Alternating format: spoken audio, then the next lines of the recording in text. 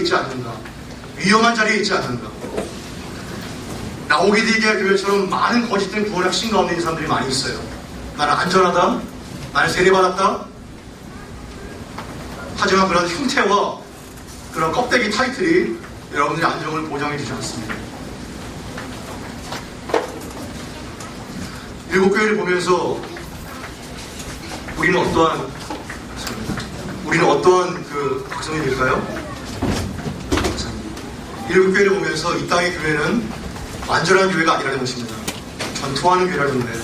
흠이 많고 정말 너무나도 모순이 많고 너무나도 정말 이해가 되지 않는, 바로 정말 저런 게 교회일까 이렇게 느낄 정도로 뉴질랜드에 있을 때도 정말 많은 한국교회의 아픔들을 많이 느끼게 됐어요. 네. 어떤 교회 목사는 또 성적으로 또 어떤 교회 목회자는 또 쇠고랑을 차고 그런 것들을 통해서 참 마음이 아프고 또 답답함이 있었지만 그래도 오른손에 7별을 붙잡고 계신 그 예수님을 의지하면서 또한 소망을 갖게 됐습니다. 여러분, 우리가 사는 이 지상의 교회는 절대로 완전할 수가 없습니다. 왜 완전할 수가 없을까요? 그 교회를 구성하고 있는 바로 우리가 바로 한계가 많은 교인들이기 때문에 그래요. 온전한 교회가 아닙니다. 저도 많은 한계와 죄가 있습니다. 끊임없이 정말 성결하게 살고자 하는 그런 투쟁과 몸부림이 있을 뿐이죠. 그래서 우리는 이러한 교회를 바라보면서 우리는 싸움의 대상들을 분명히 알아야 됩니다. 많은 그 교회의 그 선진들은 지상의 교회를 그래서 밀리턴트 처치라고 말씀하고 있습니다. 밀리턴트 처치. 그러니까 싸우는 교회. 세상과 내 속에 있는 죄악된 본성과 사탄과 싸우는 교회를 바로 이 땅의 지상의 교회라고 이렇게 말하고 있는 것입니다. 싸움을 멈추지 마십시오. 우리의 제대는 죽어서 가는 것입니다. 제대 아시죠? 항상 전투복을 붙고 싸울 준비를 마치 5분 대기처럼 대추처럼 해야 됩니다. 우리의 싸움은 방심할 수가 없고 끝이 나지 않아요. 그리스도의 재림도 마찬가지고 예수를 볼 날도 마찬가지입니다. 우리가 먼저 하늘나라로 가서 예수님을 보든지 예수님께 재림하시든지 둘 중에 하나죠. 두 번째는 제 이환상입니다. 이환상부터는 좀 어려워질 수도 있지만 모든 게 마찬가지로 알면 어렵지 않아요. 이환상부터는 인, 나팔, 대접 세 가지 심판이 4장부터 16장까지 펼쳐집니다. 이 심판의 재앙은 정말 세상 사람들에게는 무서운 정말 가공할 만한 심판이겠지만 성도들에게는 소망과 위로를 주는 이런 것입니다. 왜냐하면 애굽의 10가지 재앙과 마찬가지입니다. 이 인과 나팔과 대접 재앙이 애굽의 10가지 재앙과 흡사합니다. 바로 애굽이 막 박살이 되고 우박이 박살이 되고 흑암이 되고 메뚜기가 날아다니고 이것은 이스라엘에서 구별이 되었죠. 성별이 되었죠. 애굽 백성들에게는 정말 철저한 절망과 그리고 슬픔밖에 없었지만 이스라엘 백성들은 소망과 그리고 환희가 됐던 것처럼 장차 나타날 이러한 초림과 재림 사이에 이런 하나님의 심판도 우리에게는 마찬가지인 것입니다. 세상의 불신자와 거짓된 사람들에게는 이것이 두려움과 공포가 되겠지만 예수를 믿는 신자들에게는 이것이 바로 소망과 바람이 된다는 것이죠. 4장은 이제 요한이 성령에 감동하여 하늘의 보좌를 베풀고 그 보좌에 앉으신 그 일을 성부 하나님을 바라봅니다. 요한은 정말 절망 가운데 있었고 유배당에서 감모섬에 끌려갔었고 마지막 남은 사모였지만 절망 가운데 노역을 하면서 하루하루를 보냈지만 그는 하늘 위에 어떤 것이 있다고 성경 말하고 있나요? 하늘 위에 어떠한 보좌가 있는데 그 보좌에 바로 하나님 아버지가 앉아 계신 것을 보게 된 것입니다. 세상 사람들은 세상의 통치권이 바로 도미티안의 그 로마의 황제라고 말했지만 사실 실제적인 역사의 통치자와 주인공은 하늘의 보좌에 앉아 계신 그분이었던 것입니다. 바로 성부 하나님이 이 땅을 다스리고 통치하시는 실제적인 지배자시고 역사의 주인인 것입니다. 믿으십니까? 그것을 믿으셔야 됩니다. 조금도 의심하지 마십시오. 그래서 많은 기독교 역사가들은 바로 역사의 히스 스토리, 바로 그분의 이야기라고, 예수의 이야기라고 말했던 것입니다. 세상은 정말 악한 사람, 영악한 사람, 똑똑한 사람, 공부 많이 한 사람이 승리하는 것 같지만, 여러분, 하나님의 역사는 불꽃 같은 눈을 보시고 통치하시고 바라보고 계시는 이러한 하나님께 달려있다는 것입니다. 그래서 저는 기도할 때, 마음이 너무 답답하고 억울할 때, 살아계신 하나님, 이 한마디만 해도 막 눈물이 막 뚝뚝뚝 흘릴 때가 있어요. 살아계신 하나님, 죽은 하나님이 아니라 살아계신 하나님, 바라보시고 통치하시고 마지막 심판이 있을 때까지 이러한 모든 악한 것들을 보고 계시는 것이죠. 하나님은 죽은 것이 아니라 살아계시고, 예수는 죽은 예수가 아니라 산 예수인 것입니다. 여러분들은 죽은 예수를 믿는 것이 아니라 산 예수를 믿는 사람들이 되기 바랍니다. 여기에 네 생물과 그리고 24장로가 나오죠. 네 생물은 피조물 전체를 대표하고, 그 24장로는 12 더하기 10입니다. 구약 12와 12지파와 신약 12 사도를 대표하는, 그래서 구약과 신약시대 전체를 대표하는 것이 바로 24장로가 되는 것인데, 어떤 학자는 이것을 스랍이라고, 또한 천사들의 무리라고 말하기도 합니다. 어쨌든 이러한 네 생물과 그리고 24장로와 수많은 천사와 허다한 많은 무리가 성부 하나님과 성자 예수님을 찬송하고 있는 것이 바로 4장 5장에 나오는 내용입니다. 5장에 보시면 1절에 보시면, 내가 보매 보좌에 앉으신 이의 오른손이 책이 있는데 안팎으로 썼고, 이것이 바로 에스겔에 보게 되면 애곡과 재앙이 담겨있는 이러한 두루마리입니다. 7인이 다 봉해져 있어요. 근데 힘센 천사가 큰 음성으로 누가 이 책을 펼 수 있느냐 이렇게 물으니까, 땅 위에나 땅 아래나 어떠한 사람도 이 인을 펼 사람이 아무도 없는 것입니다. 그래서 사도 요한이 울죠. 그러나 울지 말라, 유다 지파의 사자 다윗의 뿌리가 이기었으니 이 인을 뗄 것이다, 이렇게 말씀하고 있는 것입니다. 그래서 인심판이 이제 나오기 시작하죠. 6장부터 그 인심판이 나오게 되는 것입니다. 첫 번째 그 인이 깨지자 어떤 말이 튀어나오나요? 흰말이 튀어나오죠. 이것은 전쟁을 뜻합니다.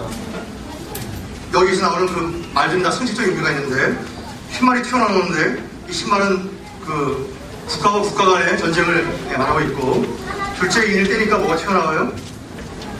붉은색 말이 홍마가 튀어나오죠.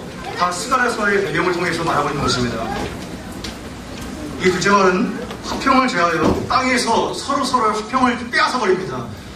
이 서로서로의 신뢰와 평화 이런 것들을 빼앗아 버리기 때문에 어떻게 되나요? 서로를 미워하고 증오하며, 그렇기 때문에 국가적인 내란으로 퍼지게 되고 싸움이 일어나고, 이러한 내전을 선전하고 있는 것이 붉은 말입니다. 서로 죽이고 이러한 것이 나오는 것이죠. 세 번째 인을 때리니까 뭐가 나오죠? 검은색 말이 튀어나오는데, 손에 저울이 있는데 한 데나리온이 미란드가 되고 한 데나리온이 보리석대가 되는데 엄청난 인플레이션 현상이 나타나게 됩니다.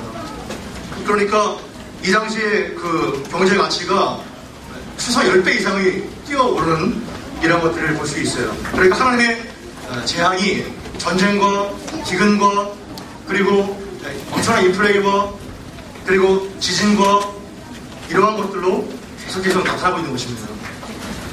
인과 나팔과 대접재앙은 어떠한 시간 순회에 의해서 짜여진 것이 아니라 하나님의 그 재앙을 통해서, 심판을 통해서 세상이 회개하고 그게 나오기를 위한 소통인 것이죠. 그러나 그들은 이 인과 나팔과 대접재앙에 회개하지 않습니다. 청황색 말이 튀어나오니까 4분의 1의 권세를 얻어서 사망과 땅의 짐승이 죽게 되는 이러한 일이 나오게 됩니다. 이 인시판과 나팔 재앙, 이 시리즈는 어떠한 연결교류가 있는데, 첫 번째와 네 번째가 한 묶음이고 나머지 5, 6, 7이 또 한 묶음이에요. 그리고 점점 심판의 강도가 갈수록 강도가 세지는 것을 보게 됩니다. 그래서 인심판 때는 4분의 이거 좀 잘못됐는데 4분의 1이 멸망되게 되고 그리고 나팔 심판대는 3분의 1이 멸망되게 되고 마지막 대접자에게는 막간이 없으므로 전멸되게 되는 것을 보게 됩니다. 그래서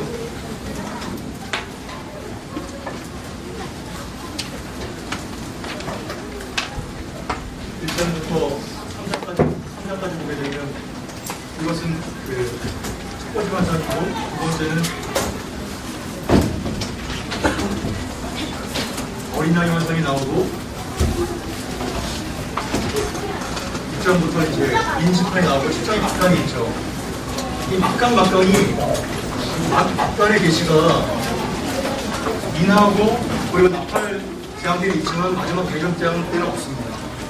하나님의 심판이 이렇게 점점 말세갈수록 가속되고 있다는 것들을 보여주고 있는 것이죠.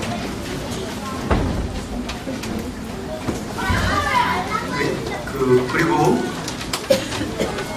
7장에 가게 되면 다섯째 일이 보게 되면 그 순교자들의 그 중보가 나오고 여섯째 일이 떼어질 때는 하늘이 막 그 천체에 막 이상이 생기지 않나요? 하늘이 검어지게 되고 그리고 하늘의 별들이 무한하게 대풍처럼 떨어지게 되고 달이 피가 되고 이런 것들이 다 출애굽의 내용을 통해서 나오고 있는 것입니다. 그래서 많은 사람들이 왕과 장군들과 부자들이 강한 자들이 이러한 바위가 제발 우리 위에 떨어져서 우리를 죽게 해달라고 이러한 심판에서 면제해달라고 이것을 보지 않게 해달라고 강구하지 않습니까? 그러나 세상 사람은 죽으면 끝이라고 생각하지만 끝이 아니라 최후의 심판이 있다는 것들을 그들은 모르는 것입니다. 누가 이러한 마지막 날에 등이 서리고 이렇게 말하고 있는데 거기에 대한 대답으로 바로 7장 이후에 그 14만 4천 명이 나오고 있는 것입니다. 7장이 바로 이 지상의 14만 4천 명과 천상의 14만 4천 명이 나오는데 구원받은 사람들의 무리죠. 오늘날 많은 미단들은 특히 신천지 같은 경우는 14만 4천 명을 어떻게 받아들이죠? 문자적인 14만 4천으로 받아들여요. 그래서 그들이 그렇게 추수금을 전도에 열을 올리지 않습니까? 14만 4천을 만들기 위해서. 하지만 14만 4천은 그러한 문자적인 것이 아니라 구약의 12지파와 신약의 12사도와 아름을 나타내는 천이 합쳐져서 14만 4천이 되고 이것이 바로 구원받은 전체 백성을 뜻하는 상징적인 숫자입니다. 이것이 바로 14만 4천이 그냥 물리적인 것이 아니라는 거예요. 그래서 신천지가 다니는 사람은 그 이만희를 보혜사라고 보죠. 안 죽는 사람으로 봐요. 왜냐하면 그 이만희라는 사람이 통일교와 그리고 천부교와 같아서 그죠. 전도만 아시죠. 그 영향을 받기 때문에 대단한 것 같지만 짬뽕교주입니다. 통일교와 천부교 영향을 받았기 때문에. 그래서 결국은 시한부 종말론의 그 사람들이 자기 모순에 빠질 수밖에 없다는 것을 알게 되는 것입니다.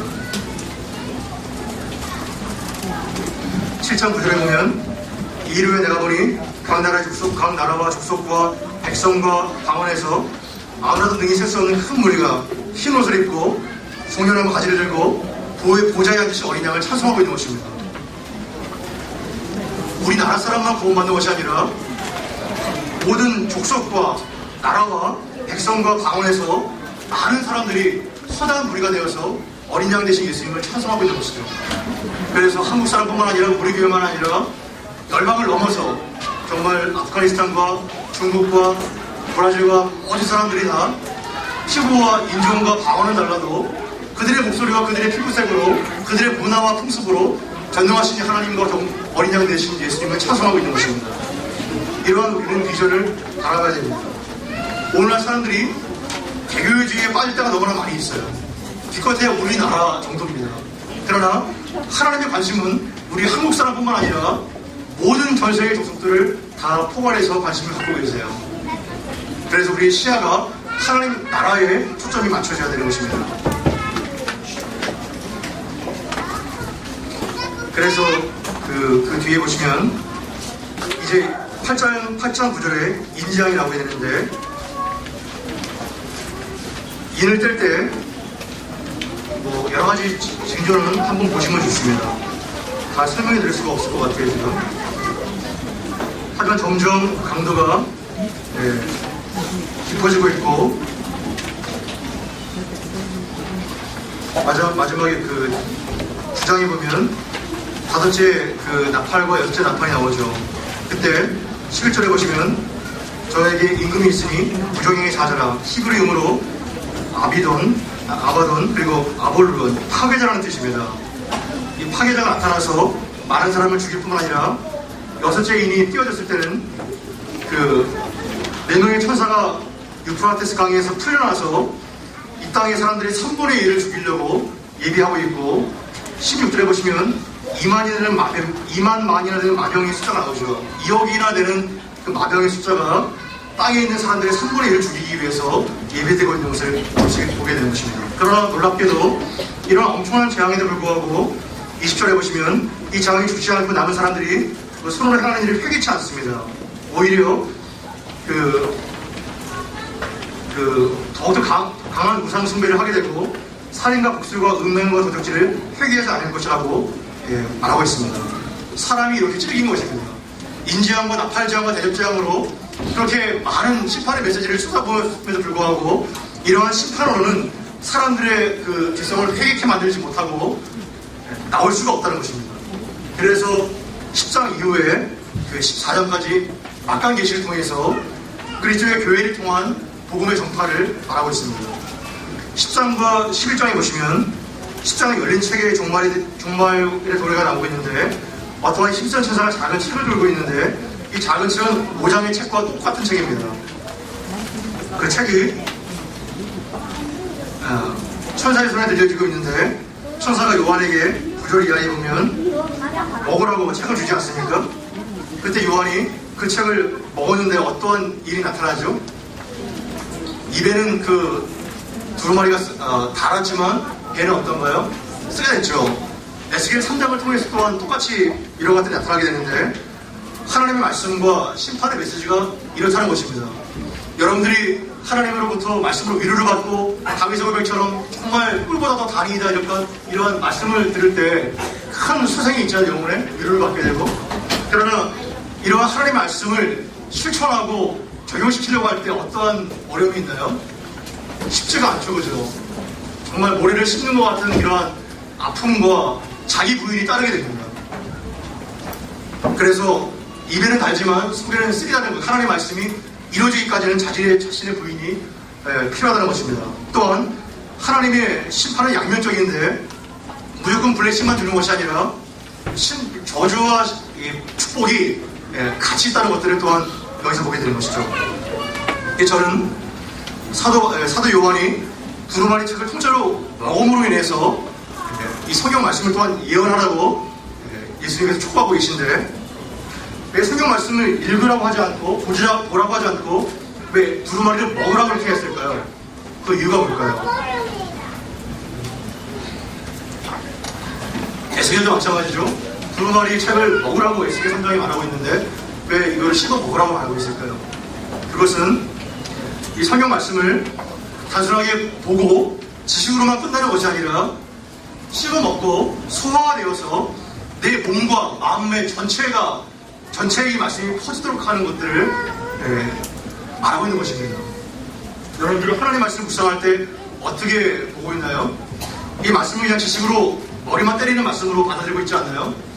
고린도전서 8장에 보시면 지식은 사람의 마음을 교만하게 만들지만 사랑은 덕을 세운다고 말하고 있는 것입니다. 항상 진리와 사랑은 한 짝으로 같이 가야 되는 것이지 진리만을 내세울 때 차가운 정통주의가 되고 에베소 교회처럼 그러나 사랑을 이상하게 적용할 때는 두아데라 교회처럼 잘못된 그 교회에 빠지게 되는 것이죠. 그러니까 이 정확한 진리와 뜨거운 사랑이 함께 가야 파워가 나타나게 되는 것입니다. 그래서 하나님은 이 천사를 통해서 이 말씀을 씹어서 내 배에 소화를 시켜서 이 말씀을 너희 것으로 삼으라는 것이죠. 여러분들은 정말 말씀의 사람으로 준비되어지기를 바랍니다. 말씀을 그냥 묵상하고 여러 가지 책으로 내서 머리만 교만해지는 것이 아니라 몇 말씀을 받아도 이 말씀을 실천할 때 속이 쓰러져서 실천할 때 하나님의 영광과 이 복이 여러분들 가운데 임하게 되는 것입니다. 그래서 여러분 자체가 말씀의 장아찌가 되기를 바랍니다. 장아찌 먹어보셨죠? 소금에 완전히 쩔어서 그냥 다 몇 개의 장아찌 하나만 먹어도 그냥 다 반전이 되지 않나요? 너무 정말 말씀에 쩔어서 말씀이 나오고 예수에 쩔은 예수가 나오고 이러한 사람이 될 때 여러분들은 어떠한 세상의 핍박과 어려움도 두려워하지 않는 그런 사람이 되게 될 것입니다.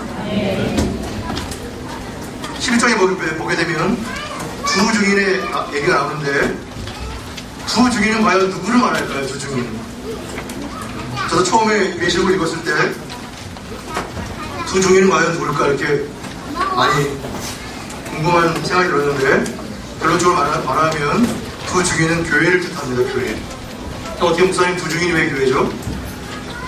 두 증인은 스가랴서를 또 배경을 하고 있는데 두 감람나무가 나오지 않습니까?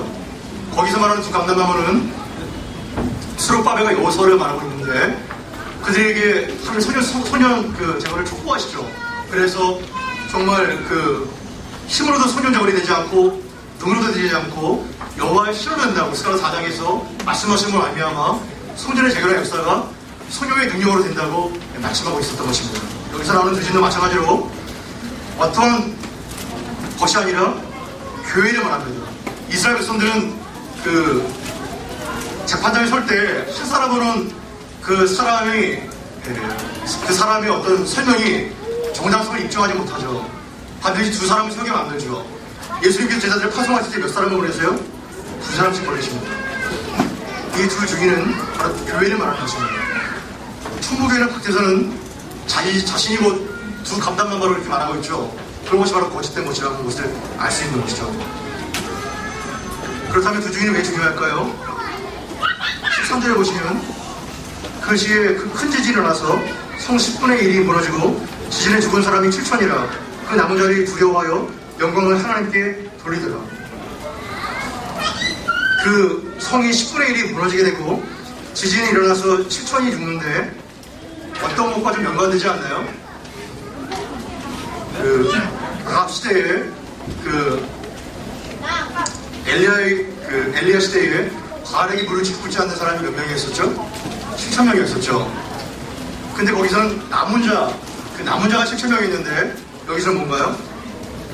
지진에 죽은 자, 하나님을 대적하고 죽은 자가 바로 7천명이고 그 남은 자, 허다한 무리가 바로 두려워해서 영광을 하나님께 돌리는 표현하고 있는데 영광을 하나님께 돌린다는 것이 바로 하나님 경배하는 이러한 성도의 모습을 우리가 알 수 있어요.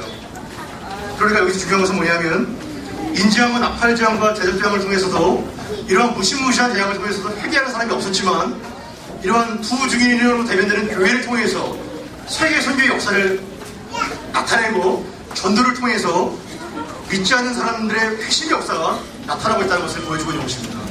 그래서 전도에 미루는 것으로 하나님께서 예수를 믿는 사람을 두고 있는 것들을 보게 되는 것이죠. 이 땅 가운데 교회의 역사는 교회의 그 존재 목적이 뭐냐면 이방의 위치로 복음을 증거하기 위해서 교회는 존재하는 것입니다. 그것이 아니면 우리는 정말 영국과 미국처럼 빛을 잃어버릴 수밖에 없는 이러한 꼴이 될 수밖에 없습니다. 저는 불신 집안의 장수로 태어났는데 대학교 1학년 때 처음 예수를 믿게 됐어요. 전도를 받아서. 그때가 되기 전까지는 교회를 다녀본 적도 없고 성경을 읽어본 적도 없었고 누구 하나에게도 전도를 받은 적이 없었어요. 대학교 1학년 때까지.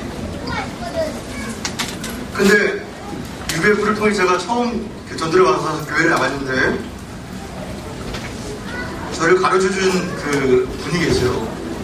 그분은 그냥 평신도예요. 여러분은 평신도세요. 거기는 성경 공부를 하는데 일주일에 한 번마다 성경 공부를 하는데 제가 그때 대학교 1학년이었으니까 뭐 20대 초반밖에 되지 않습니까? 저를 가르쳐줬던 목자님이 30살 정도밖에 안 됐어요.